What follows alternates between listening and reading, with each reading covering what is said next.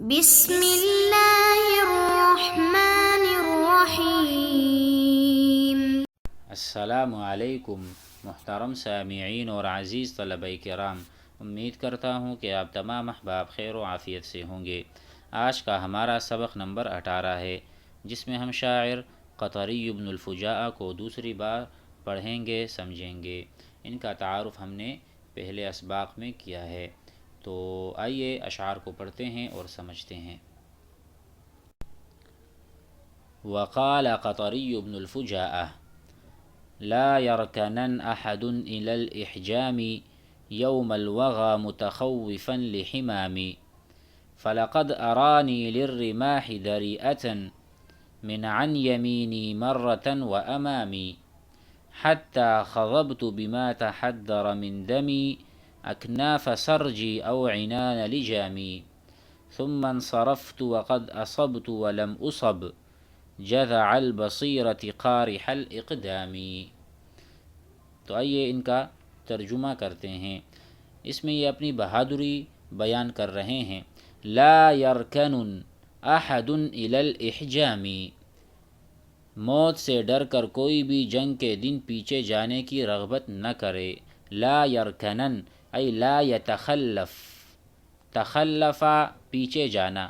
لا يتخلف أحد إلى الإحجام يوم الحرب، لا يركنن أو لا يركنن، لا يتخلف أحد منكم إلى الإحجام إلى التخلف يوم الحرب متخوفا بسبب الخوف لحمام للموت۔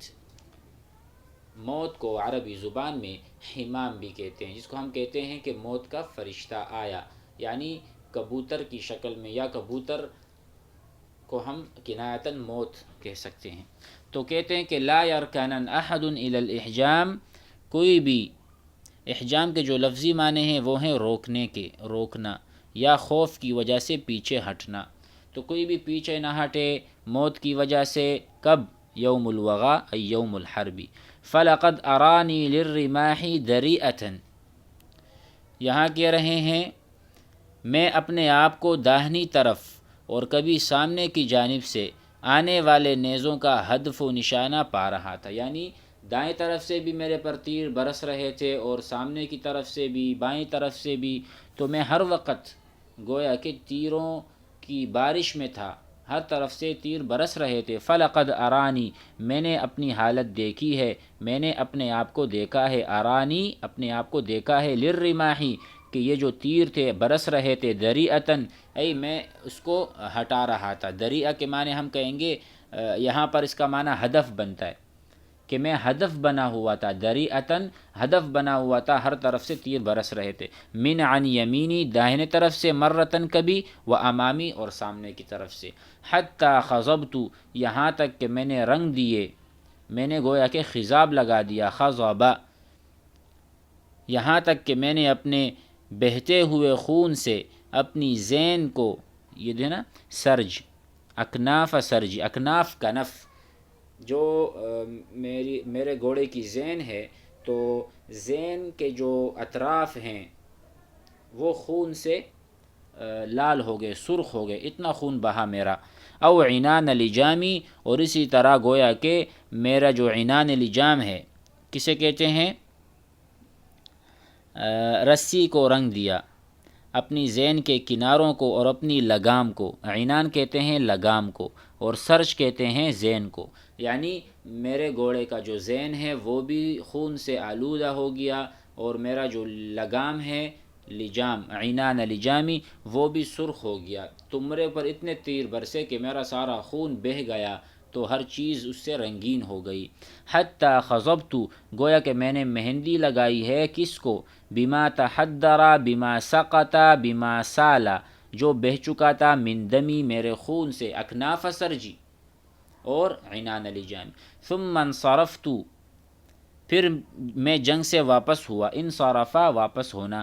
وقد اصبت، اور اس حال میں کہ دشمنوں کو میں نے قتل کیا تھا۔ اصبت، قتلت، اصبتهم شر قتلۃ او شر قتلۃ، میں نے ان کو بری طرح مارا۔ جب میں لوٹا تو میں نے ان کو صحیح سبق سکھا کر میں جا۔ ولم اصب، اور میں نے تو قتل کیا ان کو اور خود قتل نہیں ہوا، ہر طرف سے تیر بھی آ رہے تھے، میرا خون بھی اتنا بہا، پھر بھی میں نے ان کو صحیح سے قتل کیا اور انہوں نے میرا کچھ نہیں بگاڑا۔ ولم اصب وما اصبت بشیء جذع البصیرۃ، جبکہ میری بصیرت، تیز نگاہی گھوڑے کے 2 سالہ بچے کی طرح، اور میرا جو حملہ ہے وہ عمر رسیدہ گھوڑے کی طرح تھا۔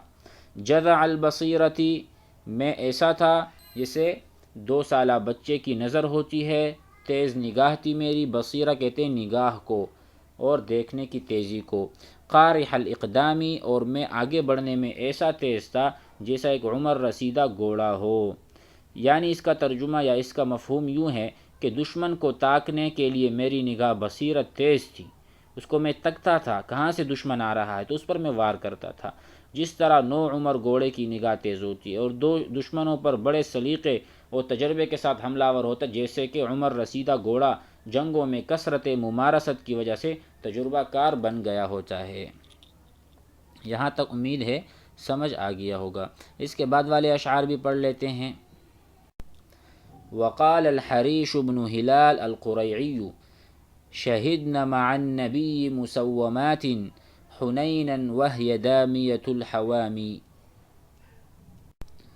ووقعة خالد شهدت وحكت سنابكها على البلد الحرام نعرض للسيوف إذا التقينا وجوها لا تعرض للطام ولست بخالع عني ثيابي إذا هر الكمات ولا أرامي ولكني يجول المهر تحتي إلى الغارات بالغضب الحسام۔ یہ جو شاعر ہیں حریش بن ہلال القریعی، یہ اسلامی شاعر ہیں، اور یہ جو واقعہ یا اشعار کہہ رہے ہیں اس میں یہ بیان ہے کہ جنگ حنین میں ہماری کیا حالت تھی اور خالد رضی اللہ عنہ نے کیا کارکردگی دکھائی، اس پر ان کے اشعار ہیں۔ تو ان کی شرکت بھی جنگ حنین میں ہوئی تھی۔ تو آئیے اس کا ترجمہ پیش کرتے ہیں۔ شہدنا، ہم حاضر ہوئے، مع النبی، نبی علیہ الصلاۃ والسلام کے ساتھ، مسومات، اب یہ سمجھیں شہدنا کیونکہ شہید، شہیدہ، شہیدو، شہیدت، شہیدتا، شہدنا، وہ گھوڑے، وہ شہسوار، مسومات جو مسومات تھے، مع النبی، یعنی مسومات، معلمات جو گھوڑے تھے وہ سارے حاضر ہوئے تھے، کس کے ساتھ؟ نبی علیہ الصلاۃ والسلام کے ساتھ، حنیناً، حنین میں۔ اصل میں اشعار تو اتنے ہوتے ہیں کہ ہم اس کا ترجمہ یہاں وہاں سے جوڑ کر ہی ہمیں آسانی سے سمجھ آتا ہے۔ تو شہدنا مسومات حنیناً مع النبی، مسومات گھوڑے جس پر ہم نے علامات، نشان زدہ گھوڑے، مسومات ہم کہیں گے نشان زدہ گھوڑے حاضر ہوئے تھے حنین میں نبی علیہ الصلاۃ والسلام کے ساتھ، دامیۃ الحوامی، اس حال میں کہ اس کے سم کے اطراف دشمنوں کے روننے کی وجہ سے خون آلودہ تھے۔ دیکھو نا، دامیہ معنی دم کہتے ہیں خون کو، یا متلطخہ یعنی خون سے لت پت تھے۔ الحوامی جمع حوامی، اس کے جو مفرد حامیتن، حامیہ کہتے ہیں اس کو، اس کا ترجمہ بنے گا حامیہ کے سم کے اطراف مراد ہیں، ٹھیک ہے، سم کے افراد خون سے لت پت تھے۔ ووقعة خالد، اسی طرح کہتے ہیں کہ شہدنا مسومات وقعة خالد، اور وہ گھوڑے اور وہ نشان زدہ گھوڑے وہ حاضر ہوئے تھے وقعة خالد، یعنی خالد بن الولید رضی اللہ عنہ کے معرکے میں بھی حاضر ہوئے تھے، شہیدت۔ وحکت سنابکہا، تو کہتے ہیں کہ انہوں نے اپنے سم کے کنارے بھی رگڑے تھے مکہ میں داخل ہونے کے لیے۔ دیکھو، ووقعة خالد شہیدت، اور خالد رضی اللہ عنہ کا جو واقعہ ہے، معرکہ ہے، اس میں بھی وہ حاضر ہوئے تھے۔ وحکت سنابکہا، انہوں نے اپنے جو حوافر ہیں یا اپنے جو سم ہیں اس کو رگڑے تھے، اس سے خون کو ہٹایا تھا، علی البلد الحرامی، جب وہ مکہ مکرمہ میں داخل ہو رہے تھے۔ تو اس سے مراد کہ وہاں پر انہوں نے خون کی قربانیاں دی تھی، ندیاں بہائیں، آج وہ داخل ہو رہے ہیں مکہ مکرمہ میں۔ اس کے بعد نعرض للسیوف اذا التقینا، اپنی بہادری کی طرف بتاتے ہیں، دشمن کے ساتھ ملاقات کے وقت ہم تلواروں کے سامنے اپنے ایسے چہرے پیش کرتے ہیں کہ وہ تمانچوں اور تھپڑوں یعنی ذلت کے سامنے پیش نہیں کیے جاتے۔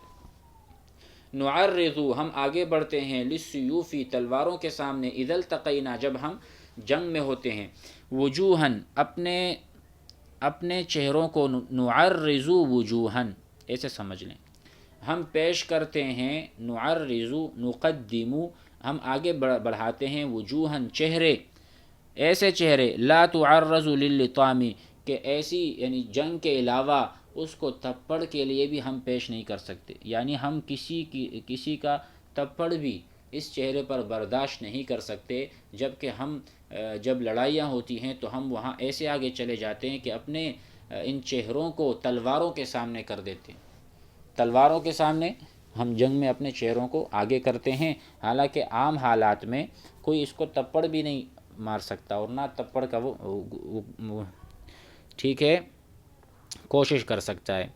آگے وَلَسْتُ بِخَالِعٍ عَنِّي ثِيَابِي، دشمن یعنی یہاں پر جب بہادر لوگ لڑائی کو ناپسند کرتے ہیں تو میں اپنا لباس یعنی زرہ نہیں اتارتا ہوں۔ وَلَسْتُ بِخَالِعٍ، خلع یخلع اتارنا، وَلَسْتُ بِخَالِعٍ میں نہیں اتارتا، عنی اپنے آپ سے، ثیابی کپڑے، اذا حر الکمات اذا کرہ، جب جو شہسوار ہیں وہ ناپسند کریں، ولا ارامی، ولا ارامی کا ترجمہ ہم کریں گے یعنی ولا ارامی ناپسند کرنا یا کراہت کرنا، یعنی جب وہ ناپسند کرتے ہیں کس چیز کو،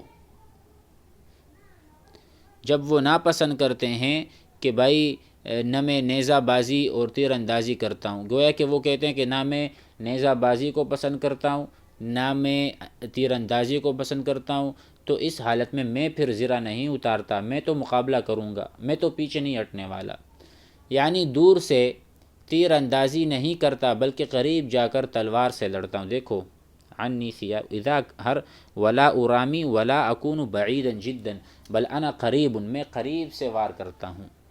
آخری شعر ولکنی یجول المہر تحتی، میں سواری کا نوع عمر گھوڑا، المہر، مہر کہتے ہیں ولد الفرس، گھوڑے کے بیٹے کو یعنی چھوٹا، ولکنی یجول، جال یجول گھمانا یا سواری کرنا یا جولانی کرنا، تو کہا کہ ولکنی یجول المہر، میری سواری کا نوع عمر گھوڑا غارت گری کی جانب جولانی کرتا ہے، الی الغارات، غارت گری، الی الحروب، الی الوغا، الی الحرب، جنگ کی طرف وہ پیش قدمی کرتا ہے، پیچھے نہیں ہٹتا۔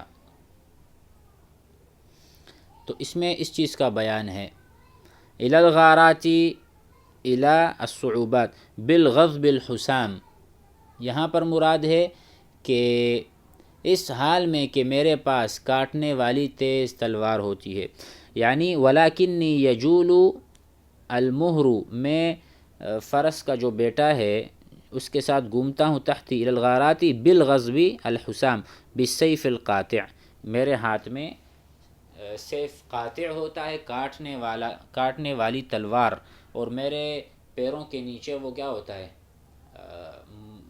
کیا کہتے ہیں، نو عمر گھوڑا، تیز گھوڑا ہوتا ہے۔ تو یہ دو چیزیں اپنے ساتھ لے کر میں دشمن کی صفوں کو چیرتا ہوا ان کو قتل کرتا ہوں۔ تو آج کے لیے اتنا کافی ہے، امید ہے سمجھ آ گیا ہوگا۔ والسلام علیکم۔